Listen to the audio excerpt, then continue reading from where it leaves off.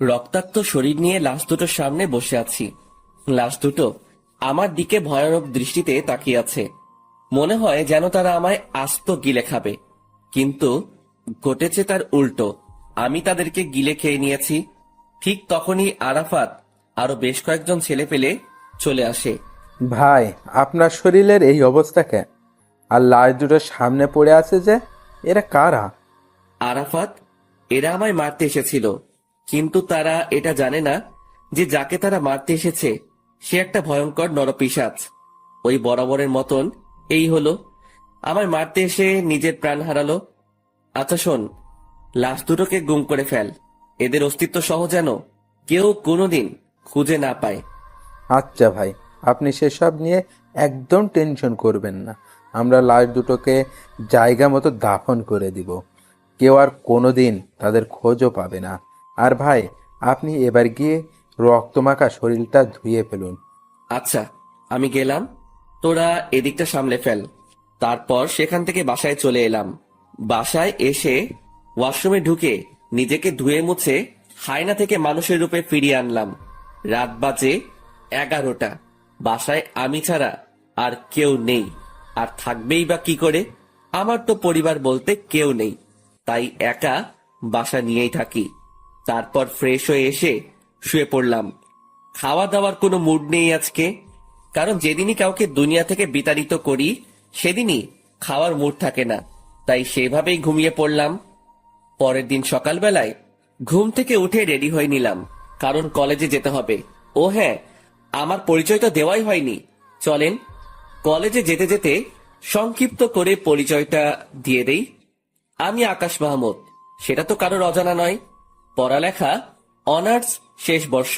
পরিবার বলতে কেউ নেই, ছোটকাল থেকেই এতিমখানায় বড় হয়েছি। বাকি সমস্ত কিছু গল্পের সাথে থাকলে জানতে পারবেন। আপনাদের সাথে কথা বলতে বলতে কলেজে এসে পৌঁছেছি। আমি কলেজের গেট দিয়ে প্রবেশ করতেই সবাই আমাকে দেখে মাথা নিচু করে ফেলে, কারণ তারা সবাই আমাকে ভালো করে চিনে। যে কলেজে ঘাটতেরা কেউ যদি থাকে সেটা হলাম আমি, তাই ভয়ে কেউ কখনো লাগতে আসে না।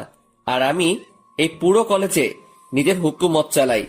আমার মুখের উপরে কথা বলবে এমন কোন বাপের বেটা জন্ম নেয়নি এই কলেজে। ঠিক তখনই আমার ক্লোজ ফ্রেন্ড মামুনের সাথে দেখা হয়। পুরো কলেজে এই মামুন এই মাত্র একজন ব্যক্তি যে কিনা আমার সবচাইতে কাছের মানুষ। তার সাথেই আমার সমস্ত উঠা বসা। কি রে আকাশ, কখন আসলি? এই তো একটু আগে। তুই? আমি মাত্র এসেছি। আচ্ছা, সকালের মেডিসিন নিয়েছিস এখনো? আরে না রে, ঘর থেকে বের হয়ে সোজা কলেজ এসেছি। তুই নিয়েছিস নাকি মেডিসিন? আরে না, আমিও তোর মতন ঘর থেকে বের হয়ে সোজা কলেজেই এসেছি। আচ্ছা দাঁড়া, একজনকে দোকানে পাঠাচ্ছি। ঠিক তখনই পাশ দিয়ে একটা ছেলে হেঁটে যাচ্ছিল। এই এদিকে আয় তো। ছেলেটা আকাশের ডাক শুনে তাড়াতাড়ি আকাশের কাছে আসে। জি ভাইয়া। পকেট থেকে টাকা বের করে ছেলেটার হাতে ধরিয়ে দিলাম। যা তো সামনের দোকান থেকে 2টা বেনসন সিগারেট নিয়ে আয়। ভাইয়া প্লিজ, টাকাটা আপনার কাছে রেখে দিন, আমি আমার টাকা নিয়ে আনতেছি। আরে লাগবে না, তুই টাকাটা নে। ভাইয়া প্লিজ, আপনি টাকাটা রেখে দিলে অনেক খুশি হতাম। আচ্ছা ঠিক আছে, যা। তারপর ছেলেটা সিগারেট আনতে চলে গেল। মামুন এত সময় ধরে এই মেডিসিনের কথাই বলছিল। আচ্ছা বল, কিরকম হালচাল তোর? এই তো দোস্ত, তোর? আমার আর কি, ওই একই রকম কাটে দিনকাল। আচ্ছা আকাশ, তোকে তো একটা কথা বলতে ভুলে গেছি। আজ নাকি কলেজে অনার্স প্রথম বর্ষের অ্যাডমিশন পরীক্ষা হবে। সেই বিষয়ে কি তুই কিছু জানিস? হ্যাঁ শুনেছিলাম। যাক, শুনলে তো ভালো, কারণ প্রথম সেকশনের অ্যাডমিশন হলে তো তোদেরকে কলেজের নিয়ম সম্পর্কে অনেক কিছু জানাতে হয়। সিনিয়রদেরকে রেসপেক্ট করার বিষয় সম্পর্কেও তাদেরকে অবগত করতে হয়। মামুন, তুই মনে হয় এখনো সেই পুরনো দিনে পড়ে আছিস। শোন, তোকে একটা কথা বলি, কলেজে অ্যাডমিশন নিলেই বাকিদের মুখে আমাদের সম্পর্কে জেনে যাবে তারা। নিজেদের নাম ডাক ঢোল বাজিয়ে ওদেরকে জানানোর কোনো প্রয়োজন নেই। হ্যাঁ ঠিক বলেছিস।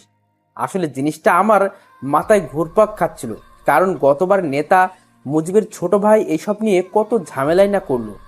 থাক, বাদ দে এখন ওসব কথা। ছোট ভাই সিগারেট নিয়ে এসেছে। এই যে ভাইয়া, আপনাদের সিগারেট।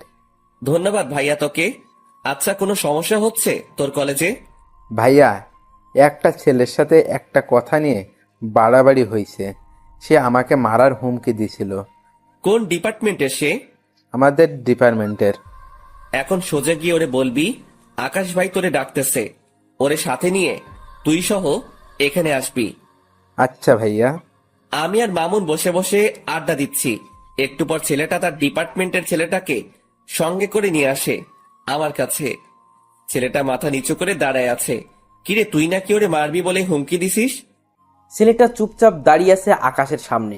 কিরে, কথা বলস না কেন?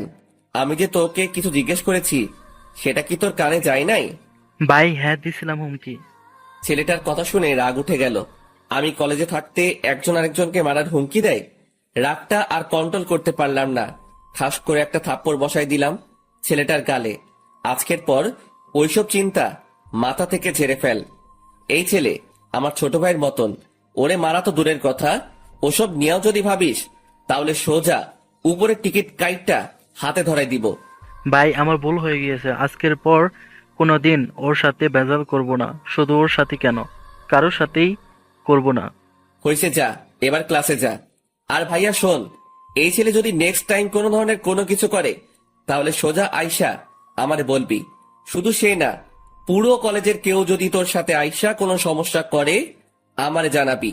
আর নে এই টাকাটা, বলে ছেলেটার হাতে একটা 100 টাকার নোট গুজে দিলাম। তুই আরেকদিন সিগারেট খাওয়াস, কিন্তু আজ যদি তোরে টাকা না দেই সেটা এক ধরনের ঘুষ হয়ে যাবে। তাই টাকাটা দিয়ে দিলাম, যা এবার মন দিয়ে ক্লাস কর। আচ্ছা ভাইয়া। ছেলেটা চলে গেল। আমি আর মামুন আবার কথা বলায় ব্যস্ত হয়ে গেলাম। আজও ক্লাস করব না। আমরা প্রায় সময় ক্লাস না করে দুজন কলেজের বাহিরে বসে আড্ডা দেই। দুজন মিলে আড্ডা দিচ্ছিলাম, ঠিক তখনই কলেজের ফার্স্ট ইয়ার অ্যাডমিশনের জন্য মানুষ আসা শুরু হয়ে গেল। সবাই নিজের গার্ডিয়ান নিয়ে এসেছে। অ্যাডমিশনের ইয়া লম্বা সিরিয়াল লেগে গেছে প্রিন্সিপালের রুমের বাহিরে। সবাই কিন্তু অনলাইনেই অ্যাপ্লাই করেছে, কিন্তু আজ আসার কারণ হলো প্রথম দিনের ফর্মালিটিস পূরণ করা। প্রিন্সিপালই আজকে সবাইকে দেখা করতে বলেছে। আমরা তাদের দিকে খেয়াল না করে নিজেদের মতন আড্ডা দিচ্ছি। আড্ডা দিতে দিতে হঠাৎই নজর পড়ল একটা মেয়ের দিকে, যে কিনা ধবধবে একটা সাদা জামা পরিধান করে গুটি গুটি পায়ে হেঁটে প্রিন্সিপালের রুমের সামনে গিয়ে দাঁড়ালো, যেখানে সবাই দাঁড়িয়ে অপেক্ষা করছে প্রিন্সিপালের সাথে দেখা করার জন্য। মেয়েটাকে দেখে আমার ধ্যান তার দিকে আটকে গিয়েছে। কিরে, এই মেয়েটাকে তো আগে কখনো কলেজে দেখিনি। নতুন বর্ষে হয়তো অ্যাডমিশন নিতে এসেছে সে, কিন্তু তার গার্ডিয়ান কোথায়? সবাই নিজের গার্ডিয়ান নিয়ে এসেছে, কিন্তু সে একাই কেন এলো? হাজারটা প্রশ্ন ঘুরপাক খাচ্ছে মেয়েটাকে নিয়ে। তখনই মামুন আমায় ধাক্কা দিল হাত দিয়ে। কিরে, কোন দুনিয়ায় হারিয়ে গেলি? দোস্ত, দেখ তো মেয়েটাকে। হ্যাঁ সুন্দর আছে রে মামা। শুধু কি সুন্দর নাকি, আমার কাছে তো হুড়পড়ি লাগছে। এই এই ওয়েট, আকাশ, কিরে মামা, তুই এসব কি বলছিস? তোর মুখে তো আগে কোনদিন কোনো মেয়ের প্রশংসা করতে শুনিনি। কাহিনীটা কিরে? আরে সেসব কিছু না। আর তাছাড়া সুন্দর মানুষ তো সুন্দর বলে প্রশংসা করবে না তো কি করব? মামা, আমায় কাহিনী শিখাতেই শোনা। পানি আমিও গুলে খেতে পারি। দূর বেটা। আচ্ছা ছাড় এখন সব কথা। আচ্ছা যা, ছেড়ে দিলাম, কিন্তু একটা কথা না বললেই নয়, যে মেয়েটাকে কিন্তু তোর সাথে হেব্বি মানাবে। সত্যি বলছিস? হ্যাঁ। তাহলে ধরে নে এটাই তোর ভাবি। এই তো মামা, এতদিন পর লাইন এসেছিস। চল তো মেয়েটার কাছে। তারপর মামুনকে নিয়ে মেয়েটার কাছে চলে গেলাম। এই যে তুমি একা কেন? আর তোমার মা বাবা কই? আসলে আমি তো শহরে নতুন উঠেছি কাজিনের বাসায়। আমার মা বাবা তো এখানে থাকে না, তাই একাই এসেছি। আচ্ছা ঠিক আছে। এই মামুন, তুই ওকে সবার আগে স্যারের রুমে ঢোকার ব্যবস্থা কর। মামুন আকাশের কথা মতন সেই মেয়েটাকে সবার আগে স্যারের সাথে দেখা করতে পাঠিয়ে দিল। আর তারা দুজন এই বাহিরে দাঁড়িয়ে আছে, কিন্তু হঠাৎ এই প্রিন্সিপালের রুম থেকে চেঁচামেচির আওয়াজ কানে আসে। আর তার একটু পরে সেই মেয়েটা কান্না করতে করতে বেরিয়ে আসে। আকাশ মেয়েটাকে কান্না করতে দেখে অবাক হয়ে যায় আর বলে, এই মেয়ে, কান্না করছো কেন? আসলে স্যার আমায় ঝাড়ি দিয়ে বের করে দিয়েছে, মা বাবা নিয়ে না আসায়। কি? এই মামুন চল তো। এই মেয়ে, তুমি চলো আমার সাথে। কোনো কথা বলা ছাড়াই মেয়েটার হাত চেপে ধরে তাকে নিয়ে প্রিন্সিপাল স্যারের রুমে ঢুকে পড়লাম। প্রিন্সিপাল স্যার আমায় দেখে বলল, কি হয়েছে আকাশ, হঠাৎ এমন তেড়ে ফুড়ে আমার রুমে প্রবেশ করলে যে? স্যার, এই মেয়েটাকে ঝাড়ি কেন দিছেন আপনি? মেয়েটা তার মা বাবা নিয়ে আসেনি তাই? ওর সমস্ত কিছু ওকে করেন, ওর গার্জিয়ান আমি। আকাশ, কি সব বলছো তুমি? কি কথা একবার বললে কানে শুনতে পান না মনে হয়? না কানের পর্দা পরিষ্কার করার ব্যবস্থা করব? আকাশ, তুমি এমন বেয়াদবের মতো আচরণ কেন করছো? প্রিন্সিপালের কথাটা শুনে মেজাজ খারাপ হয়ে গেল। আর আমার একবার মেজাজ খারাপ বা রাগ উঠলে শরীর নিজের কন্ট্রোলের বাহিরে চলে যায়। হুট করে গিয়ে প্রিন্সিপালের কলার চেপে ধরলাম। এই বেটা স্যার, এই মেয়ের সমস্ত কিছু ওকে কর, না হয় তোকেই আমি ওকে করে দিব। মনে রাখবি, এই মেয়ে আমার কিছু লাগে। আকাশের কথা শুনে প্রিন্সিপাল স্যার ঘাবড়ে যায়। আর তার থেকে বড় কথা, আকাশের রাগ দেখে মেয়েটা আকাশের হাত ভয়ে পিছন থেকে চেপে ধরে। আচ্ছা আচ্ছা, করছি আমি। প্লিজ তুমি আমার কলারটা ছেড়ে দাও। ঠিক আছে, আজকের মতন বেঁচে গেলি। তবে হ্যাঁ, একটা কথা, মেয়েটার যাতে কোনো রকমের সমস্যা না হয় এই কলেজে, তাহলে কিন্তু বেয়াদবির লিমিট আমি পার করে দিব। না না, মেয়েটার কোনো সমস্যা হবে না কলেজে। মেয়েটাও আকাশকে ছেড়ে দেয়। হ্যাঁ, চললাম আমি। আর এই মেয়ে, তোমার নামটা কি জানো? আমার নাম দিয়া। মাশাআল্লাহ, অনেক সুন্দর নাম। তোমার সমস্ত কিছু স্যার ওকে করে দিবে। তুমি কাজ শেষ করে একটু বাহিরে এসে দেখা করো আমার সাথে। আচ্ছা। আমি আর মামুন বাহিরে চলে আসলাম। তার একটু পরই মেয়েটা কাজ শেষ করে বাহিরে আসলো।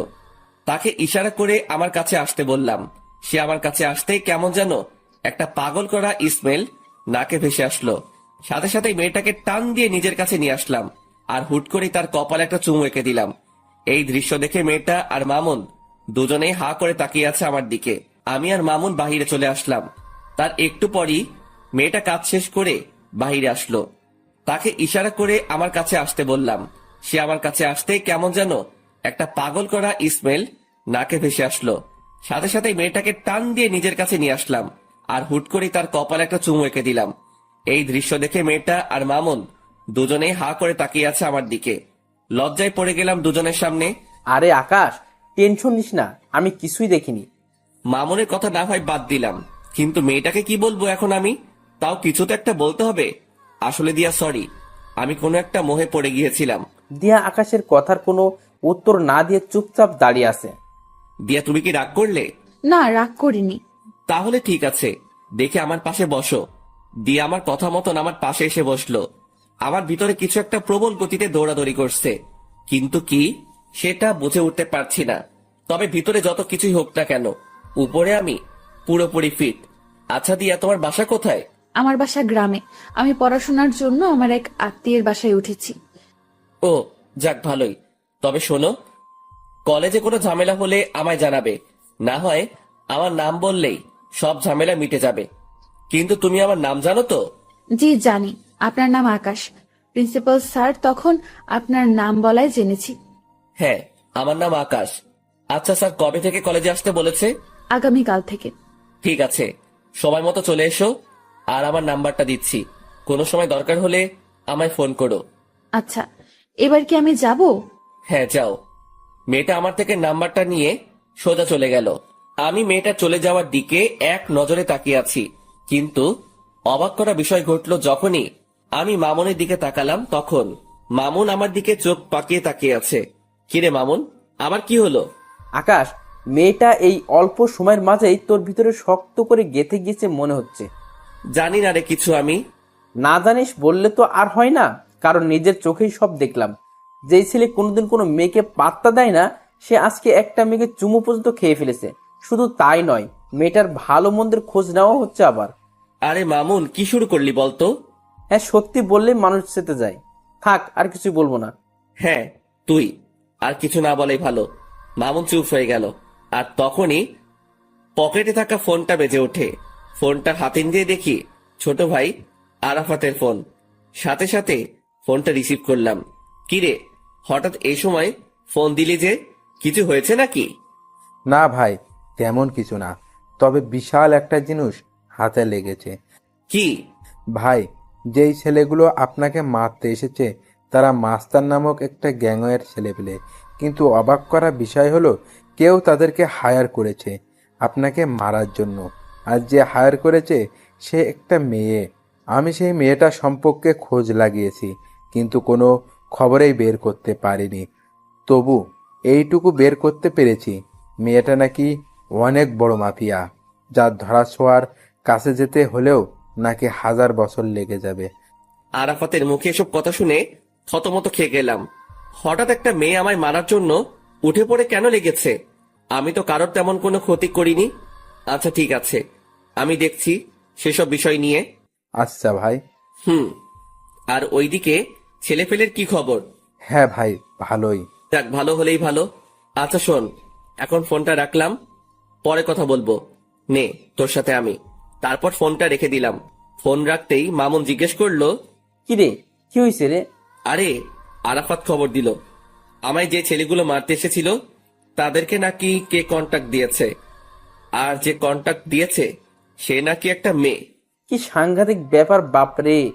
আচ্ছা বাদ দে এখন ওসব কথা, আর চল এখান থেকে যাওয়া যাক। হ্যাঁ চল, আমিও বাসায় যাব। তারপর দুজন সেখান থেকে উঠে গেলাম। দুজনেই দুজনের বাসার জন্য রওনা হয়েছি। দেখতে দেখতে বাসায় পৌঁছে গেলাম। বাসায় এসে কিছু কাপড় চোপড় অপরিষ্কার ছিল, সেসব ধুয়ে মুছে শুকাতে দিলাম। তারপর খেয়ে দিয়ে ঘুমিয়ে পড়লাম। বিকেল বেলায় ঘুম থেকে উঠে কাপড়গুলো এনে লন্ড্রিতে পাঠিয়ে দিলাম।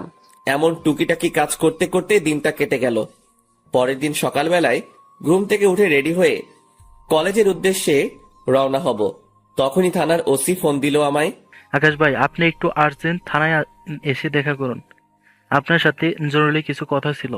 আচ্ছা স্যার, আজকে কলেজ শেষ, তাই আবার বাসায় ঢুকে ব্যাগটা রেখে ঘরটা তালা দিয়ে বের হয়ে গেলাম। তারপর সোজা থানার পথে রওনা হলাম।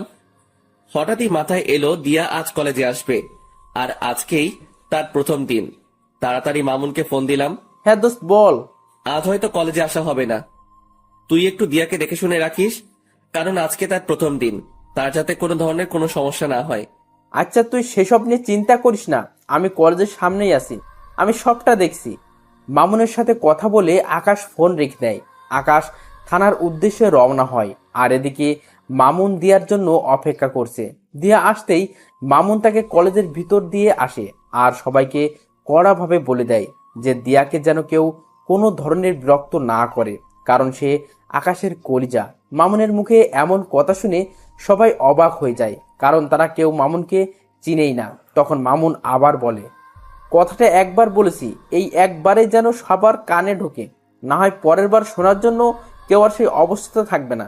মামুনের কথায় সবাই বিষয়টাকে নিজের ভিতরে ফিট করে নেয় যে এই মেয়েকে কোনো রকম প্যারা দিলে জীবন হারাতে হবে, কারণ যেই ছেলে পুরো ক্লাসের সামনে এমন উঁচু গলায় কথা বলতে পারে সে মানুষও খুন করতে পারবে। অন্যদিকে মামুন তাদের বলে ক্লাস থেকে বের হয়ে যায়।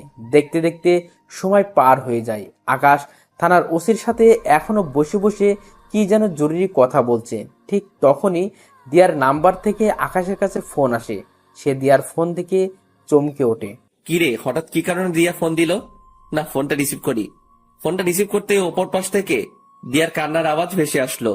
ফোনের অপর পাশ থেকে দিয়ার কান্নার আওয়াজ শুনে কলিজাটা মোচড় দিয়ে ওঠে। এই দিয়া, কি হয়েছে? আপনি কোথায়? তাড়াতাড়ি কলেজে আসেন, আমার আপনাকে প্রয়োজন। আচ্ছা আসছি, কিন্তু কি হয়েছে সেটা তো বলবে। ব্রেকের সময় আমি কলেজ থেকে একটু বের হয়েছিলাম, তখনই হুট করে কোথা থেকে যেন একটা ছেলে আসে আর আমার সাথে অসভ্যতামি শুরু করে।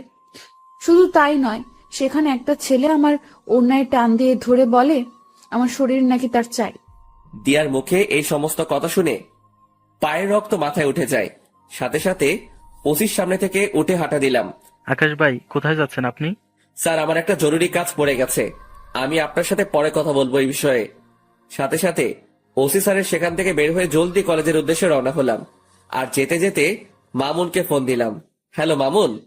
আরে আকাশ, আমি এখনই তোকে ফোন দিতাম, দিয়াকে নাকি কিছু ছেলে উত্ত্যক্ত করছে কলেজের বাইরে। তো তুই কোথায় ছিলি? আরে তুই তো জানিসই, এই যে তুই কলেজে না থাকলে আমার ভালো লাগে না, তাই আমি দিয়াকে তার ক্লাসে ঢুকে দিয়ে সবাইকে তার বিষয়ে বলে দিয়েছি। পরে আমি কলেজ থেকে বের হয়ে যাই, আর কলেজ থেকে বের হওয়ার আগে একটা ছোট ভাইকে বলেও দিয়েছে এসেছিলাম যাতে করে দিয়ার কোনো সমস্যা না হয়, আর সেই আমাকে ফোন দিয়ে সেই সব ছেলের কথা বলল। আচ্ছা, তুই যেখানে আছিস না কেন তাড়াতাড়ি কলেজে আয়, আমিও আসছি। তারপর ফোনটা রেখে দিয়ে সোজা কলেজে পৌঁছাতে দেখি মামুনও গাড়ি থেকে নামছে মাত্র। তাড়াতাড়ি গাড়ি থেকে নেমে মামুনকে নিয়ে কলেজের ভিতরে চলে গেলাম। ঠিক তখনই মামুনের ঠিক করা সেই ছোট্ট ভাইটা এসে বলল, ভাইয়া, ছেলেগুলো নাকি আপুর সাথে অনেক অসভ্যতম করেছে। তুই চিনিস সেই ছেলেগুলোকে?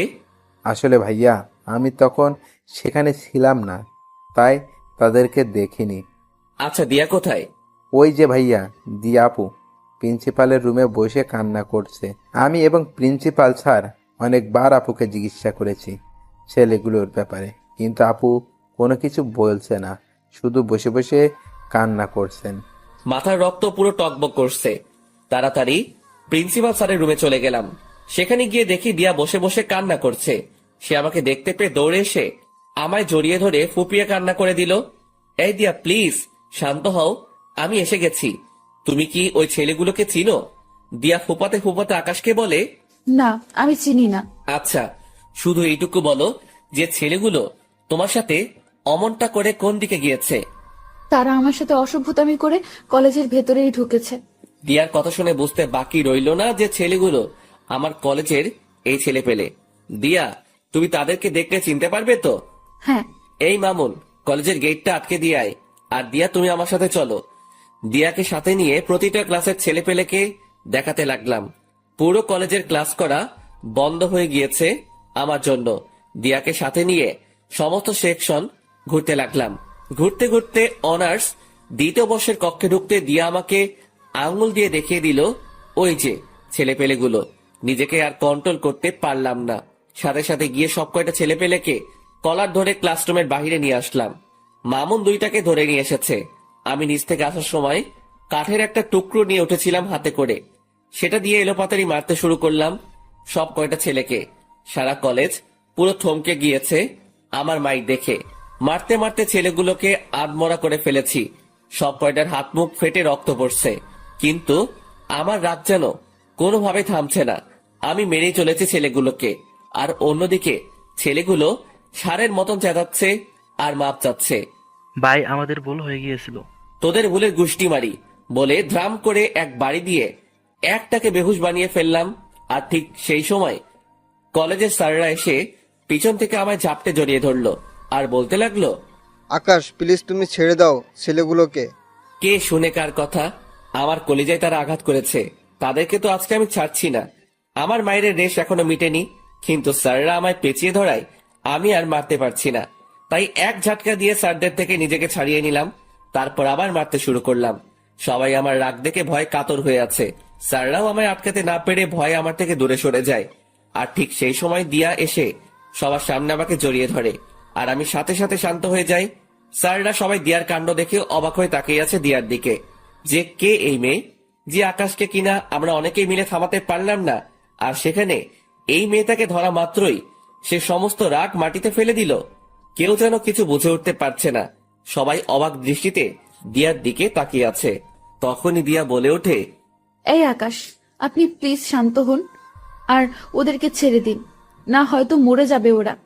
আচ্ছা ঠিক আছে, যাও, ছেড়ে দিলাম। কিন্তু সবাইকে একটা জিনিস জানানোর আছে। সবাইকে আজকে একটা কথা ক্লিয়ারলি বলে দিচ্ছি। আজকের পর যদি দিয়ার দিকে কেউ যদি আঙুল তুলে তাকিয়েছিস, তাহলে তার অবস্থা কিন্তু খুব ভয়াবহ হবে। আর স্যার, আপনারা এই জানোয়ারগুলোকে কি করবেন করেন।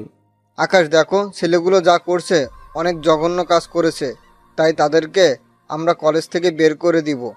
আর তুমি দয়া করে নিজের রাগকে একটু দমানোর ট্রাই করো। হ্যাঁ মানছি, তোমার অনেক নাম ডাক আছে, আর তুমি কলেজের জন্য অনেক বড় একটা ভূমিকা পালন করো। তুমি না থাকলে হয়তো আমাদের কলেজের দাঙ্গা ফাসাদ সেগুলো লেগেই থাকতো। শুধু তাই নয়, অন্যান্য কলেজের ছেলেপেলেরাও আগে এসে এই কলেজের ছেলেদের সাথে ঝামেলা করতো, কিন্তু তুমি আসার পর তা আর হয় না। তবে একটা জিনিস তোমার মাথায় রাখতে হবে যে এই কলেজের শিক্ষক যারা আছেন তারা তোমার গুরুজন, তাই সেই বিষয়টা একটু খেয়াল রাখিও। জি স্যার, সেটা খেয়াল রাখবো। তবে একটা জিনিসই আমার মাথায় কাজ করে না, যে এই ছেলেগুলো আমাদের কলেজের ছেলে হয়েও তারা এই কলেজের স্টুডেন্টের সাথে অসভ্যতামো করে। শুধু অসভ্যতা বললে ভুল হবে, তারা নোংরামি করে। কত বড় বুকের পাটা তাদের। আকাশ, এই বাজে আচরণের জন্যই আমরা তাদেরকে বের করে দিব। জি স্যার, ফয়সালা আপনাদের। আর আমি দুঃখিত স্যার কলেজের পরিবেশটাকে খারাপ করার জন্য। আপনারা প্লিজ আবার ক্লাস নেওয়া শুরু করেন, আর স্টুডেন্ট ভাইরা সবাই যে যার ক্লাসে চলে যান। আমার কথা শুনে সবাই সবার মতন ক্লাসে চলে গেল, কিন্তু দিয়া আমার সাথে দাঁড়িয়ে আছে। এই দিয়া, ক্লাস করবে না তুমি? না, আমি ক্লাস করব না। তো কি করবে? আপনার সাথে থাকবো আর গল্প করব। আচ্ছা ঠিক আছে। তারপর দিয়াকে নিয়ে নিচে চলে গেলাম। নিচে বলতে আমি আর মামুন রোজ যেখানে বসে আড্ডা দেই সেখানে নিয়ে গেলাম দিয়াকে। দিয়া আমার কাঁধে মাথা রেখে চুপচাপ আমার পাশে বসে আছে। আমার ভিতরে কেমন যেন এক ধরনের তুফান বইছে। একটু আগে দিয়ার জন্য ছেলেগুলোকে কি মারটাই না মারলাম, নিজেকে প্রেমিক পুরুষ মনে হচ্ছে। তবে যাই হই হব, আগে মেডিসিন খেয়ে নেই। মামুন, সিগারেট দে তো, থাকলে একটা। এখন সিগারেট খাবি তুই? হ্যাঁ, কোনো সমস্যা? না, এই নে সিগারেট, আর আমি একটু আসছি। মামুন পকেট থেকে সিগারেট বের করে দিয়ে কোথায় জানি গেল, আর আমি সেটা হাতে নিয়ে জ্বালিয়ে টানতে শুরু করলাম। কিন্তু হঠাৎই লক্ষ্য করলাম দিয়া আমার ঘাড়ে নিজের উষ্ণ ঠোঁটের জোড়া দিয়ে স্পর্শ করছে। দিয়ার এমন আচরণ দেখে কাঁপাকাঁপি শুরু হয়ে গেল আমার, কারণ এই জীবনের প্রথম কেউ আমার শরীরে স্পর্শ করেছে। সে এবার আমার কাঁপুনি আরো বাড়িয়ে দিল। সে এবার আমার ঘাড়ে চুমু খাওয়া আরম্ভ করে। দিয়া, কি করছো? আপনার সিগারেটের ধোঁয়ায় আমার অনেক সমস্যা হচ্ছে, তাই সমস্যা দূর করতে আমি ওই কাজ করছি। মানে কি দিয়া?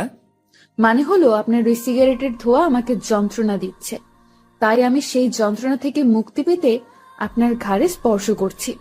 এতে করে আপনার শরীরের স্মেলটা নাকে আসছে, আর সিগারেটের ধোঁয়াটা তার মতন হাওয়ায় ভেসে ভেসে চলে যাচ্ছে।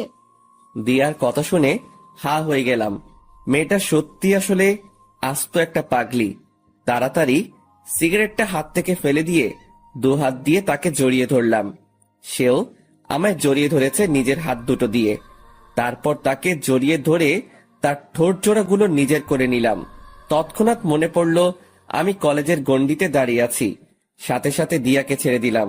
আর ঠিক সেই সময় মামুন আমাদের দিকেই আসে। কিরে, কোথায় গিয়েছিলি? আরে, বাইরে গিয়েছিলাম একটু। আচ্ছা শোন না, নতুন যারা অ্যাডমিশন নিয়েছে সেখান থেকে একটা মেয়েকে আমার বেশ ভালো লেগেছে রে। এই যে দেখ, দূর থেকে মেয়েটার একটা ছবিও তুলে এনেছি। কই দেখি, দেখা। মামুন ফোনটা এগিয়ে দিয়ে সেই মেয়েটাকে দেখাচ্ছে। বাহ, মাশাআল্লাহ, সুন্দর তো মেয়েটা। দোস্ত, এখন কি করবো বলতো? কি করবি আর? ভালো লাগলে প্রপোজ করবি। কি বলছিস এসব? তো কি করবি তুই? তোর কি অন্য কোনো প্ল্যান আছে নাকি? আরে না না, দূর। তাহলে যেটা বলেছি সেটাই কর। আর তবে আগে একটু ভালো করে দেখে শুনে নে, পরে গিয়ে প্রপোজ করিস। আর দরকার হয় দিয়া তোকে সাহায্য করবে এই বিষয়ে। আমাকে তো দেখালেন না মেয়েটাকে, তাহলে কিভাবে সাহায্য করব? আচ্ছা নাও দেখো তুমি। মামুন ফোনটা এগিয়ে দিয়ে মেয়েটার পিকটা দিয়াকে দেখালো। সে মেয়েটাকে দেখে থতমত খেয়ে যায়, আর আকাশ জিনিসটা লক্ষ্য করে। কি হয়েছে দিয়া? না না, কিছু না। তো মুখের বুলি বন্ধ হয়ে গেল কেন? কই মুখের বলি বন্ধ হয়েছে আমার? আমার তো দিব্যি কথা বলছি। আচ্ছা, তাহলে বলো মেয়েটা কেমন দেখতে, আর মামুনের সাথে মানাবে কিনা? মোটামুটি সুন্দরী, আর মামুন ভাইয়ের সাথে মানাবে বলতে রং ঠং দেখে তো মনে হচ্ছে মানাবে, কিন্তু পরে কি হয় কে জানে। পরে কি হবে মানে বুঝলাম না। আরে আমি বলতে চেয়েছি যে মেয়েটার কোনো রিলেশন আছে কিনা সেসব নিয়ে জেনে শুনে এগোতে। ও হ্যাঁ, মামুন তুই সেসব বিষয় জেনে এগোবি। আচ্ছা আচ্ছা চল এবার উঠা যাক। আর দিয়া, এবার বাসার দিকে যাওয়া দরকার। হ্যাঁ, আমিও চলে যাব। ঠিক আছে চলো, তোমায় গাড়িতে উঠিয়ে দিয়ে আসছি। তারপর দিয়াকে গাড়িতে উঠিয়ে দিয়ে আমি বাসায় চলে আসলাম। মামুনও চলে গেল। আমি গাড়ি থেকে নামতেই দেখি বাসার সামনে কয়েকজন ছেলে পেলে দাঁড়িয়ে আছে। ছেলেগুলোকে দেখে মনের মধ্যে একটা বাড়ি খেলো। কিরে, ছেলেগুলো কারা? না, গিয়ে দেখি। আর একটু সামনে যেতেই দেখতে পেলাম আরাফাত ঘরের দরজায় বসে আছে। সে আমাকে দেখতে পেয়ে উঠে দাঁড়িয়ে গেল। কিরে, হঠাৎ তুই এখানে? আর ছেলেপেলেগুলো কে? ভাই, একটা জিনিস দেখাতে এসেছি আপনাকে। আর ছেলেগুলো আমাদের দলেরই ছেলেপেলে, কিছুদিন আগে আমাদের গ্রুপে জয়েন হয়েছে। ও আচ্ছা, কি দেখাবি দেখি, দেখা। আরাফাত পকেট থেকে ফোন বের করে আকাশের হাতে দিয়ে বলে, ভাই ছবিটা দেখেন, এই ছবির মেয়েটাই নাকি সেই মাফিয়া মেয়েটা যে আপনাকে মারার জন্য ছেলেগুলোকে সুপারি দিয়েছিল। আরাফাতের হাত থেকে ফোনটা নিয়ে ছবিটার দিকে তাকাতেই বড় সড়ো একটা শক খেলাম। ও আল্লাহ, কি করে সম্ভব এটা? এটা তো সেই মেয়ে যাকে মামুন পছন্দ করে, যার ছবি সে আমাকে আর দিয়াকে দেখিয়েছিল। আরাফাত, তুই কি শিওর এটাই সেই মেয়ে? ভাই তথ্য তো সেমনটাই পেলাম। কিন্তু আমার কেন জানি মনে হচ্ছে এই মেয়েটা সেই মাফিয়া মেয়েটার না। তবে আমার সন্দেহের তালিকা থেকেও বের করতে পারছি না, কারণ এই মেয়ের পিক মামুন এনে দেখালো, আবার সেই মেয়ের সাথেই মাফিয়া মেয়েটার সংযুক্ত। সবকিছুই কেমন যেন গোলমাল পাকিয়ে যাচ্ছে। আচ্ছা আরাফাত, তুই না বলেছিলি যে সেই মাফিয়া মেয়েটার ধারে কাছে যাওয়াও সম্ভব না, কিন্তু এখন তোরা এত সহজে এই মেয়েটার পিক পেলি কোথায়? হ্যাঁ আমি বলেছিলাম, কিন্তু ভাই খবরই তো এই মেয়ের পিকে দিল। ভালো করে দেখ কোনো ভুল মেয়ের পিক দিয়েছে কিনা। ভাই সেটা কি করে সম্ভব যে আমাদের জন্য সব সময় কাজ করে, যে আমাদেরকে সব সময় সমস্ত রকমের তথ্য দেয়, সেই মানুষটা আশা করি আমাদেরকে ভুল ইনফরমেশন দিবে না। তাও ঠিক বলেছিস। আচ্ছা ঠিক আছে, মেয়েটার বিষয়টা আমি দেখছি, কারণ মেয়েটা আমার চোখের সামনেই চলাচল করে বা করতে হবে। ওকে ভাই। আরাফাতরা চলে গেল, কিন্তু আমার ভিতরে এখনো সেই জিনিসটা ঘুরপাক খাচ্ছে যে আরাফাত যার ছবি দেখালো সেই মেয়েটাই কি সেই মাফিয়া? না, এর উত্তর আমার জানা নেই। তবে একটা জিনিস বলতে পারি যে এই মেয়েটাই যদি সেই মাফিয়া হয় তাহলে মামুনকে সতর্ক করতে হবে আমার, কিন্তু সে না কোনো আবার ভুল বুঝে বসে। দূর, কিছুই যেন ভাবতে পারছি না, আর যা হবে পরে দেখা যাবে। আগে নিজের মাথা ঠান্ডা করি, তারপর বাসায় ঢুকে বিছানায় গা এলিয়ে দিলাম। সাথে সাথে ঘুম চলে আসে। গোসল, খাওয়া দাওয়া সমস্ত কিছুই রসাতলে গিয়েছে। এক ঘুমে বিকাল হয়ে গেল। ঘুম থেকে উঠে ফ্রেশ হয়ে নিলাম, তারপর গায়ে শার্ট লাগিয়ে বাসা থেকে বের হয়ে গেলাম। আর বের হওয়ার সময় মামুনকে ফোন দিয়ে পার্কে আসতে বললাম। তারপর আমি বাসা থেকে বের হয়ে সোজা পার্কে চলে গেলাম। সেখানে গিয়ে দেখি মামুন আগে থেকেই হাজির। কি রে, তুই কখন এলি? আরে একটু আগেই আসলাম। আচ্ছা মামুন, তোর যে মেয়েটাকে ভালো লেগেছে তার সম্পর্কে কিছু জানিস কি? আরে না, তেমন কিছু জানি না, তবে তার নাম আর তার বিষয়ে টুকটাক কিছু জানতে পেরেছি। মেয়েটার নাম হলো ফাহা, আর সে নাকি অনেক চুপচাপ স্বভাবের একটা মানুষ। কোনো ছেলের সাথে নাকি সে মিশে না, আর তার এই জিনিসটাই আমার সবচাইতে বেশি ভালো লেগেছে। তার নামটা যেমন সুন্দর, তার চাল চলনও তেমন সুন্দর। আমার যে করেই হোক ফাহাকে চাই, ওকেই আমি নিজের বউ বানাবো। মামুনের কথা শুনে কিছু বলার মতন ভাষা খুঁজে পাচ্ছি না, কারণ ওর বিষয়ে যা জানি তা মামুনকে বললে তার মন খারাপ হয়ে যাবে। আর তাছাড়া সে আমায় ভুলও বুঝতে পারে যে তার ভালো আমার সহ্য হয় না। না, ওকে এখন কিচ্ছুই বলা যাবে না, কারণ এখনো পুরোপুরি শিওর না যে সেই মেয়েকে। আগে আরো পাকাপোক্ত ভাবে শিওর হয়ে নেই, পরে না হয় মামুনকে জানাবো। আচ্ছা শোন, যাই করিস না কেন ভেবে চিন্তে করবি। হ্যাঁ সেটা তো করবই। আচ্ছা চল, চা বা কফি কিছু খাওয়া যাক। হ্যাঁ চল। মামুনের সাথে একটা কফি শপে গেলাম। পরে সেখানে বসে কফি খেতে খেতে অনেকটা সময় আড্ডা দিলাম। পরে ঘরে চলে এসেছি। তারপর নিত্যদিনের ন্যায় সেদিনটাও কাটিয়ে দিলাম ঘরের মাঝে। পরের দিন সকালবেলা ঘুম থেকে উঠে কলেজে চলে গেলাম। আজ নিয়ত করেছি ক্লাস করব, তাই সেই মোতাবেক ব্যাগে বই নিয়ে কলেজে এসেছি। ঠিক তখনই মামুনের দেখানো সেই মেয়েটা আমার চোখের সামনে দিয়ে হেঁটে তার ক্লাসরুমে চলে গেল। আমি তার দিকে বাঁকা চোখে তাকিয়ে আছি, দেখছি কোন রকম কিছু চোখে পড়ে কিনা, কিন্তু কিছুই পড়ল না। তবে একটা জিনিস নোটিশে করেছি, মেয়েটা কেমন যেন স্বাভাবিক না। মানুষ হাঁটাচলা করলে আশেপাশে একটু হলেও দেখে, কিন্তু তার নজর ছিল একদম মাটির দিকে। মেয়েটাকে নিয়ে মনের ভিতরে একটা কৌতূহল জাগলো, তাকে নিয়েই ভাবছিলাম। ঠিক তখনই দিয়া এসে আমাকে হাতের আঙ্গুল দিয়ে খোঁচা দেয়। এই যে মশাই, কি করছেন? আর এত গভীর মনোযোগ দিয়ে কি ভাবছিলেন? আরে না, তেমন কিছু না, এমনি দাঁড়িয়ে আছি। আচ্ছা তুমি কখন এলে? এই তো এক্ষুনি। আপনি? আমি একটু আগে এসেছি। আচ্ছা শোনো, তোমায় একটা দায়িত্ব দিলে সেটা পালন করতে পারবে? কি দায়িত্ব? তুমি মামুনের পছন্দ করা মেয়েটার দিকে নজর রাখো তো, যে সে কি করে বা তার আচার আচরণ কেমন। হঠাৎ ওই মেয়েকে নিয়ে আপনার চিন্তার মাত্রা বাড়লো কেন শুনি? আরে মামুন আসলে মেয়েটাকে অনেক ভালোবেসে ফেলেছে, তাই তার বিষয়ে একটু ভালো মন্দ জানার জন্য তোমায় বললাম আর কি। কারণ আমি চাই না আমার বন্ধু কোনো খারাপ মেয়ের সাথে রিলেশনে যাক। আরে সে তো খারাপ না। মানে তার বিষয়ে তুমি কি করে জানলে? আসলে হয়েছে যে মেয়েটার চলাচল দেখে খারাপ মনে হয়নি, সেটা বলতে চেয়েছিলাম। দিয়ার কথা শুনে কেমন যেন একটা খটকা লাগলো। আচ্ছা তাও খবর নাও, আর এখন গিয়ে সোজা ক্লাসে মন দিবে। আর একটা কথা, আমি যেন কখনো তোমায় কোনো ছেলের সাথে হাসি ঠাট্টা করে কথা বলতে না দেখি। বারে, হাসি ঠাট্টা করলে কি হবে? কারণ তুই খালি আমার সাথে হাসি ঠাট্টা করবি। কেন? আমি আপনার সাথে কেন হাসি ঠাট্টা করতে যাব? কারণ তুই আমার। ইস, আমায় কি নিজের নামে রেজিস্ট্রি করে রেখেছেন নাকি? মেয়েটার কথা শুনে মেজাজটা খারাপ হওয়ার উপক্রম হচ্ছে। হ্যাঁ, তোকে আমি নিজের নামে রেজিস্ট্রি করে নিয়েছি, আর এখনো করব বলে এক টান দিয়ে দিয়াকে নিজের বাহুডরে নিয়ে নিলাম। তারপর তার সমস্ত মুখমণ্ডলে চুমু খেতে লাগলাম। চুমু খেতে খেতে তার ঠোঁটে এসে আটকিয়েছি। হঠাৎই সে আমার থেকে নিজেকে ছাড়িয়ে নিল। আই, পাগল হয়ে গেছেন আপনি? মানুষের সামনে এমন আচরণ কেউ করে? আমি করি, কারণ তুই খালি আমার। আচ্ছা ঠিক আছে, আমি না হয় আপনার, কিন্তু মানুষজন দেখলে কিভাবে বলুন তো? কে কি ভাববে সেসব নিয়ে আমার কোনো মাথা ব্যথা নাই। আমার মাথা ব্যথা হচ্ছে তোমাকে নিয়ে। তুমি কোনো ঝামেলা না করলেই হয়। আচ্ছা হয়েছে, এবার পাগলামো বন্ধ করুন।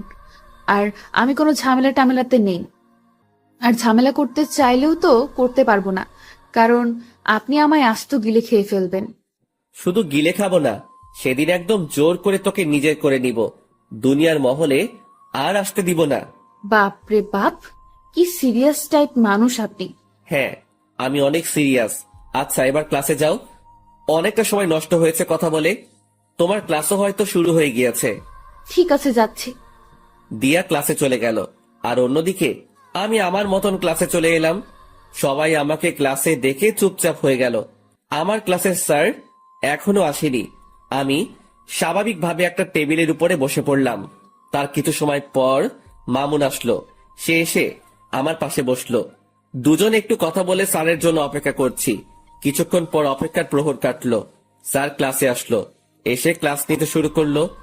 আজ অনেক কয়টা ক্লাস করেছি, আর মাত্র 1 ঘন্টা বাকি। এই মামুন, আজকের মতো ক্লাস এখানেই শেষ রে। আজকে আর ক্লাস করব না। আচ্ছা চল, আমিও বেরিয়ে যাব। শেষ ঘন্টা না করে মামুনের সাথে বেরিয়ে গেলাম। ক্লাস থেকে বের হয়ে মামুনকে বললাম, মামুন চল তো দিয়ার ক্লাস থেকে ঘুরে আসি। হ্যাঁ চল, এই সুযোগে আমি ফাঁকে দেখতে পারবো। মামুনকে নিয়ে দিয়ার ক্লাসে চলে গেলাম। দিয়া আমাকে দেখতেই ক্লাস না করে সকলের সামনে ব্যাগ হাতে নিয়ে চলে গেল। এই দিয়া ক্লাস করবে না? না, আমি আর ক্লাস করব না। এই মেয়ে, আর 1 ঘন্টা আছে খালি ক্লাস শেষ হতে। ক্লাসটা শেষ করে বের হও একদম। দিয়া হঠাৎ করেই সকলের সামনে চেঁচিয়ে ওঠে। এই যে আমি বলেছি না যে আমি আর ক্লাস করব না।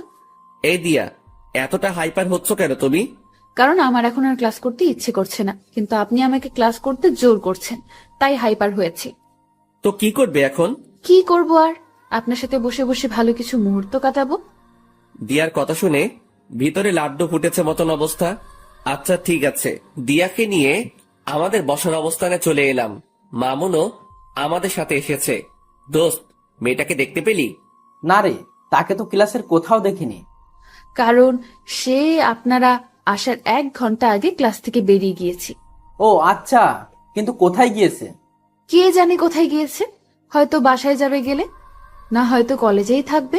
কিন্তু তাকে তো আমরা কলেজের বাইরে দেখতে পাইনি। তাহলে হয়তো বাসায় চলে গিয়েছে। হ্যাঁ, সেটাই হবে হয়তো। মামুন ফাহাকে দেখতে না পেয়ে মন খারাপ করে ফেলে। আরে মামুন, তুই মন খারাপ করিস না। ভালোবাসার মানুষ কখনো এত সহজে ধরা দেয় না। দেখবি একসময় তুই ঠিকই তাকে নিজের করে পাবি। জানি না রে কি আছে কপালে, তবে মেয়েটা আমার কলিজার গেথে গিয়েছে। মামুনকে কি বলে সান্ত্বনা দিব জানি না, তবে মন থেকে খালি দোয়া এটাই করি যে সেই মেয়েটা যেন ভালো হয়, আর মামুনের সাথে যেন তার সমস্ত কিছুই সঠিকভাবে হয়। কিন্তু বর্তমানে মামুনের চেহারাটা পুরো আধার হয়ে আছে। ওকে সান্ত্বনা দেওয়ার মতন ভাষা খুঁজে পাচ্ছি না। তখনই মামুন বলে ওঠে, আকাশ, তোরা থাক, আমি বাসায় চলে গেলাম। আচ্ছা ঠিক আছে, চল আমরাও আজকে বাসায় চলে যাব। কিন্তু শোন, কালকে সেই মেয়েটা কলেজে আসলে আমি তোর বিষয়টা দেখব। তুই ভালো করে জানিস যে আজ পর্যন্ত কোনো কাজে আমি ফেল হইনি। সো তোর ব্যাপারেও হব না। ধন্যবাদ বন্ধু। তারপর সবাই সবার মতন বাসায় এসে গেলাম। দিয়াকে তার বাসায় পাঠিয়ে দিয়ে মামুন আর আমি যে যার মতন চলে গেলাম। এদিকে আমি বাসায় আসতেই দরজার নিচে একটা খাম চোখে পড়লো। কে যেন একটা খাম আমার দরজার নিচে রেখে গেছে। কৌতূহল করে সেটা হাতে উঠালাম। সেটা হাতে নিয়ে বুঝতে পারলাম খামটার ভিতরে কোনো একটা কিছু আছে। তারপর খামটা খুলতেই দেখি ভাঁজ করা একটা সাদা কাগজ। কৌতূহলটা যেন আরো বেড়ে গেল। কাগজের ভাঁজটা খুলে দেখি কিছু লেখা আছে কাগজটাতে। কোনো কিছু না ভেবে লেখাটা পড়তে শুরু করলাম। আপনি যাকে আপন ভাবছেন সে আপন নয়। মনে রাখবেন, বিকেল বেলায় সূর্য মেঘের আবরণে ঢেকে গেলে পরের সকালে সেই সূর্যই আবার নতুন রূপে আকাশে উদিত হয়। তারপর আর কিছু লেখা নেই। লেখাটা পড়ে আমার ভিতরটা মোচড় দিয়ে উঠল, কারণ লেখাটা আমায় কি ইঙ্গিত করতে চাইছে তা আমি বুঝে ফেলেছি। তাড়াতাড়ি কাগজটা ভাঁজ করে পকেটে রেখে দিলাম। তারপর চাবি দিয়ে দরজা খুলে বাসায় ঢুকে সোফায় গা ছেড়ে দিয়ে বসে পড়লাম। মাথাটা ভো ভো করে ঘুরছে। মনে হচ্ছে যেন নিজের ভিতরেই ঘূর্ণিঝড় বইছে। অনেকটা সময় সোফাতে বসেই কাটিয়ে দিলাম। দেওয়াল ঘড়িটার দিকে নজর পড়তেই দেখি ঘড়ির কাঁটা 2টা ছাড়িয়ে গেছে। তাড়াতাড়ি সোফা ছেড়ে উঠে ফ্রেশ হতে চলে গেলাম। কিছুক্ষণ পর ফ্রেশ হয়ে ওয়াশরুম থেকে ফিরে আসলাম। তারপর খাবার খেতে খেতে মাথায় আসলো আরাফাতের কথা। যেই ভাবা সেই কাজ। তাড়াতাড়ি খাওয়া দাওয়া সেরে আরাফাতকে ফোন লাগিয়েছি। হ্যাঁ ভাই, বলেন। শোনো, আমার কেন জানি মনে হচ্ছে মাফিয়া মেয়েটা আমার খুব নিকটে। তুই সেই মেয়েটা সম্পর্কে একটু ভালো করে জাস্টিফাই কর। আচ্ছা ভাই। তারপর ফোনটা রেখে দিলাম। কিন্তু আমার মনের ভিতরে বাড়ি খাচ্ছে অন্য কিছু নিয়ে। আমার মনে হয় না যে সেই ফাহা মেয়েটাই মাফিয়া। ধুর, এসব নিয়ে আর ভাবতে পারছি না। মাথায় আর চাপ না নিয়ে ঘুমিয়ে পড়লাম। বিকেল বেলায় মামুনের ফোন পেয়ে ঘুমটা ভেঙে গেল। কিরে মামুন, হঠাৎ ফোন দিলি যে? তোর সাথে একটু জরুরি কথা ছিল। তুই এখন কোথায় আছিস? কোথায় থাকবো আবার, বাসায় আছি। আচ্ছা, রেডি হয়ে শপিং মলে চলে আয়। ওকে। তারপর ফোনটা রেখে দিয়ে রেডি হয়ে শপিং মলে চলে গেলাম। সেখানে গিয়ে দেখি মামুন চোখ মুখ কালো করে বসে আছে। কিরে, কি হয়েছে রে? আকাশ, আসলে আমার কাছে একটা মেইল এসেছে। সেখানে কে যেন 2 বাক্যের কিছু একটা লিখে পাঠিয়েছে। কি সেটা? সেখানে লেখা আছে, ভাবিয়া করিবেন কাজ, না হয় হয়ে যাবে দের। আপনি যা হোক সাধারণ ভাবিতেছেন, সে আসলে ভয়ঙ্কর এক রক্তচোষা। এই লেখাটা কে যেন মেইল করেছে। এটার মানে কি আকাশ? মামুনের মেইলের 2 শব্দের বাক্য শুনে ভিতরটা পুরো শুকিয়ে গেছে। কারণ এই 2 শব্দের বাক্যটার অর্থ আমার জানা। মামুন আসলে কেউ একজন আমাদেরকে অনেক সতর্ক করতে চাইছে যে আমরা হয়তো কোনো বড়সড় বিপদে ফাঁসতে চলেছি। তাই কেউ একজন আমাদেরকে আড়াল থেকে বাঁচাতে চাইছে। কি সব বলছিস আকাশ? আমি সত্যিই বলছি, কারণ তোকে মেইল করেছে আর আমাকে দিয়েছে চিঠি। এই সমস্ত কিছুর পিছনে একজন আছে, সে হচ্ছে মাফিয়া মেয়েটা। আর সেই মাফিয়া মেয়েটাই হয়তো আমাদের আশেপাশে ঘুরঘুর করছে আমাদেরকে মারার জন্য। আর আমরা তাকে ভালো মনে করে তার সাথে চলাফেরা করছি। তাই কেউ একজন আমাদেরকে সতর্ক করতে চাইছে। আকাশ, সব কিছুই যেন আমার মাথার উপর দিয়ে যাচ্ছে। আচ্ছা, তুই এসব নিয়ে টেনশন করিস না। তুই শুধু ফাহার বিষয়টা নিয়ে ভাব, বাকি সমস্ত কিছু আমি সামলে নিব। আরে, ওই মাফিয়া মেয়ের মতন কত শত মেয়ে আসছে আর গেছে, কোনো দিন কেউ কোনো ক্ষতি করতে পারেনি, আর পারবেও না। সো খামোখা টেনশন না করাই ভালো। আর যদি কিছু হয় সেটা সময় দেখা যাবে। আকাশ, তাও টেনশন হচ্ছে রে। একদিকে ফাঁকে নিয়ে টেনশন, অন্যদিকে সেই মাফিয়া মেয়েটা। আরে বেটা, কিসের এত টেনশন তোর? হ্যাঁ, আচ্ছা, যা বাদ দিলাম সমস্ত কিছু। এবার কি অর্ডার করব বল? যা খুশি কর। আচ্ছা। মামুন তার নিজের মতন খাবার অর্ডার করলো। তারপর দুজন মিলে খেয়ে দিয়ে অনেকটা সময় আড্ডা দিলাম। রাত বাজে 8টা। তারপর সেখান থেকে দুজনের মতন চলে এলাম। আমি বাসায় পৌঁছাতেই আরাফাত ফোন দিল। ভাই, অনেক বড় একটা জিনিস বের করেছি। কি? ভাই, যার ছবি দেখিয়েছি সে মাফিয়া মেয়েটা না। কেউ যেন বুঝে আমাদেরকে গোমরা করার জন্য সে মেয়ের পিক দিয়েছে। এখানে মাফিয়া মেয়েটা অন্য কেউ। ইন্না লিল্লাহ, যেটা ভেবেছিলাম সেটাই হয়েছে। আচ্ছা ঠিক আছে, তোরা মাফিয়া মেয়েটার খোঁজ লাগানো চালু রাখ, আর আমি আমার মতন কাজ চালিয়ে যাচ্ছি। আচ্ছা ভাই। তারপর ফোনটা রেখে দিলাম। পরের দিন সকালবেলায় ঘুম থেকে উঠে কলেজে চলে গেলাম। কলেজে গিয়ে দেখি দিয়া কলেজের বাহিরে দাঁড়িয়ে আছে। দিয়া, বাহিরে দাঁড়িয়ে আছো কেন? আপনার জন্যই অপেক্ষা করছিলাম। ও তাই? হুম। আচ্ছা চলো ভিতরে চলো। দিয়াকে নিয়ে কলেজের ভিতরে ঢুকে আমাদের সেই বসার প্লেসটাতে বসে পড়লাম। দিয়াকে আজ কেন জানি খুশি খুশি লাগছে, কিন্তু আমার ভিতরে সেই মেয়েটাকে নিয়ে জটলা পেকে আছে। এই যে আপনার চোখ মুখ কালো কেন? আরে না, এমনিতেই। আমার তো মনে হয় না যে এমনিতেই। আমার তো মনে হচ্ছে যে কিছু একটা হয়েছে। আরে না বললাম তো। আচ্ছা ঠিক আছে, না হলে নাই। এবার দেখি আমাকে জড়িয়ে ধরে বসুন। হঠাৎ এমন পাগলামো করেন মানে? পাগলামো কোথায় করছি? হ্যাঁ, আমি আমার প্রিয় মানুষটাকে জড়িয়ে ধরতে চেয়েছি, এটাতে পাগলামো কোথায়? দিয়ার কথা শুনে মুখে তালা লেগে গেল। মেয়েটার মনেও হয়তো আমার জন্য জায়গা হয়ে গিয়েছে, কিন্তু সে স্থির নেই। সে নিজেই আমাকে জড়িয়ে ধরে কাঁধে মাথা রাখলো। ঠিক তখনই দেখি ফাহা নামক মেয়েটা আসছে, আর তার পিছনে পিছনে মামুন। দিয়া, আমায় ছাড়ো তো একটু, আমি ফাহার সাথে একটু কথা বলবো মামুনকে নিয়ে। দিয়া আমার কথা শুনে আমায় ছেড়ে দিল। আমি সেখান থেকে উঠে ফাহার কাছে চলে গেলাম। এই যে ফাহা, তোমার সাথে আমার কিছু কথা আছে। ভাইয়া, আমি জানি আপনি আমায় কি বলবেন, কিন্তু বিশ্বাস করুন আমার মনের অবস্থা ভালো নেই। কিছু একটা নিয়ে অনেক ঝামেলায় আছি। যদি কিছু মনে না করেন তাহলে কথাটা কালকে বললে হয় না? ফাহার কথা শুনে থতমত খেয়ে গেলাম। আমি কি বলতে চাইছি সেটা সে জানলো কি করে? মাথায় তো কিছুই খেলছে না। তাও নিজেকে স্বাভাবিক রেখে বললাম, আচ্ছা ঠিক আছে, কালকে বলবো। ধন্যবাদ ভাইয়া। মেয়েটা তারপর চলে গেল, আর তখনই মামুন এসে হাজির। দোস্ত, কি বলবো রে? তেমন কিছুই বলেনি, আর বলবেই বা কি করে? কারণ আমি তোর কথা তো তাকে বলিনি, কারণ তার নাকি আজ মন খারাপ, তাই সে কালকে শুনবে বলেছে আমার কথা। ও আল্লাহ জানে কি রিয়াকশন আছে ওর। মামুন, তুই নিশ্চিন্ত থাক। আর একটা জিনিস আমি লক্ষ্য করেছি, সে কিন্তু তোর বিষয়ে অলরেডি খবর পেয়ে গিয়েছে, কারণ তার হাবভাব দেখে সেটা আমি বুঝে নিয়েছি। সেটা কি করে জানলো? কি করে জেনেছে সেটা আমি জানি না, তবে সে যে জেনেছে সেটা আমি শিওর। আকাশ, এখন কি হবে আল্লাহ জানে। কি হবে আর? সে তোর বউ হবে। আকাশ, তুই ঠাট্টা করিস এখনো? ঠাট্টা না, সত্যি বললাম। সত্যি হলে তো ভালোই। আচ্ছা চল এবার ক্লাসে যাওয়া যাক। তারপর সবাই সেখান থেকে উঠে যে যার মতন ক্লাসে চলে গেলাম। আজও প্রায় অনেক কয়টা ক্লাস করেছি, তবে শেষের ঘন্টাটা করিনি। শেষের ঘন্টা না করে আমি আর মামুন কলেজের বাহিরে একটা খালি জায়গা আছে, সেখানে দাঁড়িয়ে দাঁড়িয়ে সিগারেট খাচ্ছি। হঠাৎই দেখি সেদিন কলেজের যে ছেলেগুলোকে আমি মেরেছিলাম দেওয়ার জন্য, সেই ছেলেগুলো আরো সাথে অনেক ছেলে পেলে মিলে আমার দিকেই এগিয়ে আসছে। সবার হাতেই লাঠি ছোটা। ছেলেগুলোকে দেখে আমি মামুনকে বললাম, মামুন তাড়াতাড়ি জায়গা ত্যাগ কর এখান থেকে। কিন্তু কেন? কারণ এখানে একটা বড়সড় ঝামেলা হবে। তুই তাড়াতাড়ি জায়গা ত্যাগ কর, আমি এদিকটা দেখছি। না, আমি তোরে ছেড়ে কোথাও যাচ্ছি না। যা হবে দেখা যাবে। তুই আসলে একটা ঘাওড়া মামুন। হ্যাঁ, যা বলার বলতে পারিস। আমি মামুনকে আর কিছু না বলে তাড়াতাড়ি আরাফাতকে মেসেজ করে বলে দিলাম। অন্যদিকে ছেলেপেলে গুলো আস্তে আস্তে আমার কাছে চলে আসলো। তারা এসেই আমার আর মামুনের উপরে প্রহার করতে শুরু করে।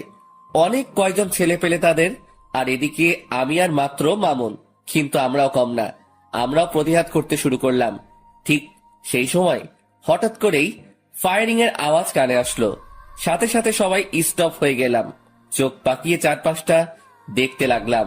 চোখের সামনে কিছুই দেখতে পেলাম না, কিন্তু যেই না পিছনে ফিরেছি তখনই দেখি প্রায় শতাধিক ছেলে পেলে আমার পিছনে দাঁড়িয়ে আছে। সবার হাতে ভয়ঙ্কর ভয়ঙ্কর অস্ত্র। আমি তাদেরকে দেখে থতমত খেয়ে গেলাম, কারণ এত ছেলে পেলে তো আমার না, আর আমার হলেও আরাফাতকে তো দেখতে পাচ্ছি না। ঠিক সেই সময় তাদের ভিতর থেকে দিয়া আর ফাহা নামক মেয়েটা সামনে বেরিয়ে আসে।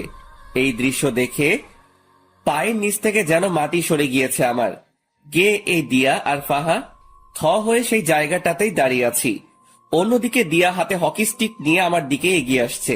দিয়ার কর্মকাণ্ড দেখে ভিতরটা যেন মরুভূমির মতন শুকিয়ে গেছে। দিয়া আকাশের দিকে এগিয়ে যাচ্ছে হাতে হকি স্টিক নিয়ে। দিয়ার কাণ্ড দেখে আকাশের 12টা অলরেডি বেজে গিয়েছে, কিন্তু তবুও সে নিজেকে স্ট্রং রাখার ট্রাই করেছে। দিয়া হকি স্টিক হাতে নিয়ে আকাশের শরীরে দ্রাম করে এক বাড়ি বসিয়ে দেয়, আর আকাশ সাথে সাথে চোখ অফ করে ফেলে। কিন্তু দিয়া বাড়িটা আকাশকে না মেরে মাটিতে মারে। আকাশ চোখ খুলতেই দেখে সে ঠিকঠাক ভাবে দাঁড়িয়ে আছে, আর দিয়া তার সামনে দাঁড়িয়ে মিটমিট করে হাসছে। কিরে পাগল, ভয় পেয়েছো বুঝি? আকাশের মুখ দিয়ে কোনো কথাই বের হচ্ছে না, সে রোবটের মতন দাঁড়িয়ে আছে। আই পাগল, ভয় পাওয়ার কিছুই নেই। আমি তোমায় মারবো না, আমি মারবো তাদেরকে যারা তোমায় মারতে এসেছে। তারপর দিয়া সেই লাঠিটা নিয়ে সেই ছেলেগুলোকে উড়োধুড়ো মারতে শুরু করে। ছেলেপিলেগুলোকে দিয়ার এত বিশাল দলবল দেখে প্রতিঘাত করার মতন দুঃসাহসও করতে পারছে না। দিয়া সব কয়টা ছেলেকে মারতে মারতে তাদের অবস্থা 12টা বাজিয়ে দেয়। সব কয়টা ছেলে রক্তাক্ত অবস্থায় মাটিতে পড়ে আছে। দিয়া আজ যেন কোনো হিংস্র পশুর রূপ নিয়েছে। আর অন্যদিকে সবাই দিয়ার দিকে চোখ বড় বড় করে তাকিয়ে আছে, বিশেষ করে আকাশ, যে কিনা আগের দিয়ার সাথে এখনের দিয়াকে কোনোভাবেই মিলাতে পারছে না। সে শান্তশিষ্ট একটা মেয়ে হিসেবে কে দিয়াকে চিনত, আর সেই দিয়াই কিনা ভয়ঙ্কর রূপ নিয়ে সামনে চলে এলো। দিয়ার এমন রূপ দেখে তার মনের ভিতর খালি একটা জিনিস এই বাড়ি খাচ্ছে, যে এই দিয়া কে। আর ঠিক সেই সময় এই দিয়া ছেলেগুলোকে মেরে রক্তাক্ত অবস্থায় সে আকাশের সামনে দাঁড়ায়। অপরদিকে ঠিক একই সময়ে আকাশের ছেলেপিলে চলে আসে। তারপর ছেলেপিলেকে দেখে আকাশের বুকে একটু সাহস আসে, যদিও সে একা লড়াই করতে ভয় পায় না। কিন্তু এখানে তো লড়াই না, সে কারোর ভয়ঙ্কর রূপ দেখেছে। আকাশের নীরবতা দেখে দিয়া বলে ওঠে, কি হলো, এতটা ঘাবড়ে আছো কেন? দিয়া, কে তুমি? জানতে চাও কে আমি? হ্যাঁ। আমি সেই মাফিয়া যে কিনা তোমায় মারার জন্য লোক পাঠিয়েছিলাম। দিয়ার মুখে এমন কথা শুনে আকাশ থতমত খেয়ে যায়, আর অন্যদিকে আকাশের ছেলেপিলেরাও ক্ষিপ্ত হয়ে যায় দিয়ার উপরে। দিয়ার মুখে এসব কথা শুনে আরাফাত বলে ওঠে, ভাই, এদের সব কয়টা কাজ এখানে মেরে দাফন করে দিব। আই ছেলে, এই ভুল ধারণা করতে যাস না। আমায় মারতে এসে উল্টো তোরাই মারা পড়বি। দিয়া, তাহলে আমার সাথে এভাবে ছলনা করার মানে কি? যদি আমাকে মারারই হতো তাহলে এভাবে ছলনা না করে আমায় মেরে ফেললেই পারতে। আই ছেলে, একদম চুপ। তোর ওই মুখে যেন আর একটা বাজে কথাও না শুনি। আর আমি এখন কি বলি সেটা মন দিয়ে শোন। হ্যাঁ, আমি তোকে মারতে চেয়েছিলাম, কারণ আন্ডারওয়ার্ল্ডের মাফিয়ার সাথে নাকি তুই বাড়াবাড়ি করেছিস। আর তাছাড়া দেশের অনেক কজন নেতাও নাকি তোর জন্য কিছু করতে পারে না, তাই তারা সবাই মিলে প্ল্যান করে তোকে মেরে ফেলার। তাই আমাকে পাঠিয়েছে তোকে মারার জন্য। কিন্তু আমি জানি যে তোর অনেক ক্ষমতা আছে, তুইও চাইলে আমার সাথে বরাবরের মতন টক্কর দিতে পারিস বা আমায় মেরেও ফেলতে পারিস ব্যতিক্রম হলে। কিন্তু আমি এমন কোনো ঝামেলাই চাই না, কারণ আমি যেদিন প্রথম কলেজে আসি সেদিন তুই আমার চোখের পানি মুছে দিয়ে আমার কপালে চুমু খেয়েছিস। আমি যেদিন এই কলেজে আসি সেদিন তুই আমার জন্য স্যারের সাথে লড়াই করেছিস। শুধু তাই নয়, তুই আমার জন্য আরো অনেক কিছুই করেছিস। তোর জন্য সেদিন আমি ন্যায় বিচার পেয়েছি। তুই আমার জন্য সেই ছেলেগুলোকে মেরেছিস। তো আমি মানুষটা তোর সাথে বেইমানি করি কি করে? তবে হ্যাঁ, আমি তো বললাম যে তোকে আমি মারতে চেয়েছি, কিন্তু সেটা তোকে না জেনে শুনে। কিন্তু আমি যখন জানতে পেরেছি যে আমার জন্য যে দুনিয়ার সমস্ত প্রকার সমস্যার মুখোমুখি হতে পারে আমি তাকে মারতে চলেছি, সেদিন আমি এই সমস্ত কিছু বাতিল করে দিই। কারণ তুই মানুষটাকে মারা আমার পক্ষে সম্ভব না, কারণ এমন একটা মানুষকে আমি কখনোই মারতে পারবো না। আর মারতে পারবো কি করে? আমিও যে তোকে ভালোবেসে ফেলেছি, আর ভালোবাসার মানুষকে কি কেউ মারে নাকি? দিয়ার কথা শুনে 1000 ভোল্টের একটা শক খেলাম। দিয়ার কথাগুলো শুনে যেন আমার সমস্ত শরীর পাথরের রূপ ধারণ করে নিয়েছে। এত বড় ঝাটকা আমি এই জীবনে প্রথম খেলাম। কি হলো, কথা বলছো না যে? দিয়া, তুমি কি সত্যি বলছো এসব? হ্যাঁ বাবা, আমি সত্যিই বলছি। আমি আমার কলিজার গায়ে কোনোদিনও হাত দিব না। দিয়ার কথা শুনে নিজেকে আর স্থির রাখতে পারলাম না। সাথে সাথে এক টান দিয়ে দিয়াকে নিজের বুকে নিয়ে নিলাম। শক্ত করে জড়িয়ে ধরে রেখেছি দিয়াকে। দিয়াও আমার বুকে মাথা রেখে চুপটি করে পড়ে আছে বুকের মাঝে, আর অপরদিকে আমার চোখ জোড়া দিয়ে টুপটুপ করে পানি পড়ছে। দিয়া আমার চোখ থেকে অশ্রু পড়তে দেখে বলে, আই আকাশ, প্লিজ কান্না করিও না। তুমি কান্না করলে আমার ভালো লাগবে বলো? দিয়া, এটা তো সুখের কান্না। দিয়ার কথা শুনে সবাই অবাক হয়ে যায়। ঠিক তখনই ফাহা নামক মেয়েটা আকাশ আর দিয়ার দিকে এগিয়ে আসে আর বলে, ম্যাম, আমি একটা ভুল করে ফেলেছি। কি ভুল?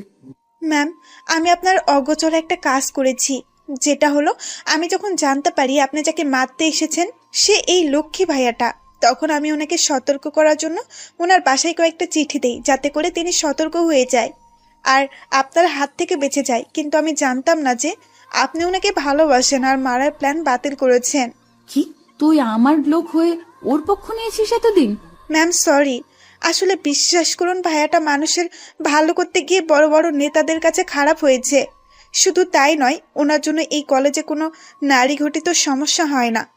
আমি যখন ওনার এইসব কর্মকাণ্ড সম্পর্কে জেনেছি বা দেখেছি, তখন তিনাকে আর সাপোর্ট না করে পারলাম না। ফাহা, তুই আমার সাথে বেইমানি করার ফলস্বরূপ মৃত্যু ডিজার্ভ করিস, কিন্তু এই জন্য তোকে মারলাম না বা বেঁচে গেলি। যে তুই যাই করিস না কেন, সবটাই আমার প্রিয় মানুষের জন্য করেছিস। ম্যাম প্লিজ, আপনি আমার উপরে রাগ করে থাকবেন না। না, তোর উপরে আমার কোনো রাগ নেই, কিন্তু একটা অর্ডার পালন করতে হবে আমার। কি সেটা ম্যাম? আমার কলিজার একজন বন্ধু আছে যার নাম মামুন। ওই যে ভাইটা দাঁড়িয়ে আছে, উনি তোকে ভালোবাসে। ম্যাম সেটা আমি আগেই জেনেছি। তাহলে আর দেরি কিসের? যা গিয়ে সবকিছু ঠিকঠাক করে নে। দিয়ার কথা শুনে ফাহা লজ্জায় লাল হয়ে আছে। এই যে লজ্জা পাওয়ার কিছুই নেই, যা বলেছি গিয়ে সেটা কর। আর আপনারা সবাই যে যার মতন চলে যান, যাদেরকে মেরেছি তারা এইভাবে পচে মরুক। আকাশ, তুমিও তোমার ছেলে পেলেকে চলে যেতে বলো। আচ্ছা, এই আরাফাত, তোরা সবাই চলে যা, তোদের সাথে আমার পরে কথা হবে। আচ্ছা ভাই। তারপর সবাই সবার মতন চলে যায়। আকাশের ছেলেপেলেরাও চলে যায়, আর অন্যদিকে দিয়ার কথা মতন তার লোকেরাও চলে যায়। আর এদিকে আকাশ দিয়াকে নিয়ে কলেজের ভিতরে প্রবেশ করে। তারপর তাদের বসার স্থানে গিয়ে দুজন মিলে বসে বসে গল্প করতে শুরু করে। এই যে আকাশ সাহেব, আমি না সরি, আপনাকে আমার সমস্ত সত্যি আগেই বলা উচিত ছিল। দিয়ার কথা শুনে আবারও থতমত খেয়ে গেলাম, কারণ মেয়েটা মিনিটে মিনিটে তার রূপ পরিবর্তন করছে। এই দিয়া, তুমি না একটু আগে আমায় তুই আর তুমি বলে ডাকছিলে, কিন্তু হঠাৎ করে আপনিতে চলে আসলে কেন? আরে বলেছি না যে আমি আপনার আগে সেই দিয়া হয়ে যাব, তাই আপনি করে বলছি। এই পাগলি মেয়ে, তার একদম কোনো দরকার নেই। হ্যাঁ, তুমি আগের মতন হয়ে যাও, কিন্তু তুমি বলেই ডাকো, কারণ তোমার মুখে আপনি থেকে তুমি শুনতেই বেশি ভালো লাগে। তাই বুঝি? তাই। আচ্ছা দিয়া, তোমায় একটা কথা বলি। হ্যাঁ বলো। তুমি যে আমায় মারতে এসে মারলে না, এতে কি তোমার ক্ষতি করবে না ওরা, যারা তোমায় আমাকে মারার জন্য ঠিক করেছে? ইস, বললেই হলো নাকি? ওরা কি জানে যে আমার কলিজার কত পাওয়ার? ওরা কি জানে যে আমায় মারতে হলে তাদেরকে বিশাল একটা শক্তিশালী বটগাছ কাটতে হবে, যে বটগাছটা আমাকে ভালোবাসাতেই বেষ্টন করে রেখেছে? দিয়ার কথা শুনে শরীরটা নাড়া দিয়ে উঠল খুশিতে। দিয়া, সত্যি তোমাকে পেয়ে আমি অনেক খুশি। আমিও তোমাকে পেয়ে অনেক খুশি। দিয়া আর আকাশ কথা বলছে নিজেদের মতন। ঠিক সেই সময় মামুন আর ফাহা মিটমিট করে হাসতে হাসতে তাদের দিকে এগিয়ে আসে। কি রে বেটা মামুন, ফাহাকে পেয়ে আজ অনেক খুশি মনে হচ্ছে? হ্যাঁ রে দোস্ত, আজকে আমি অনেক খুশি। যাক, তোর খুশিতেই আমরা খুশি। আচ্ছা আয়, সবাই মিলে একসাথে বসে আড্ডা দেই।